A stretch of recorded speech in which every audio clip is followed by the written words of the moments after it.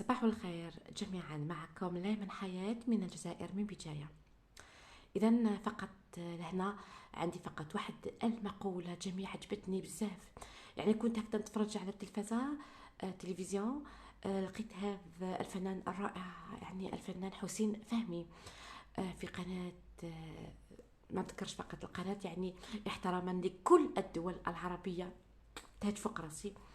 هذه المقولة والله عندها يعني جملة صغيرة، لكن هذه المقولة عجبتني بزاف لأنها تختصر جميع الأقوال، تختصر جميع الأمثال والحكم في هذه الحياة.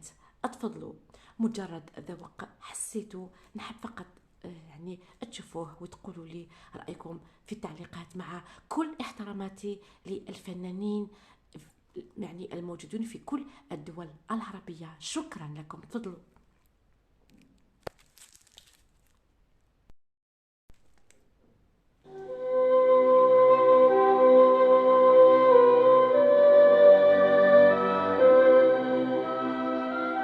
نحن لا ندين أحد ولا أي عهد من العهود، نحن نذكر فقط حتى لا تقع الأجيال القادمة في نفس الأخطاء.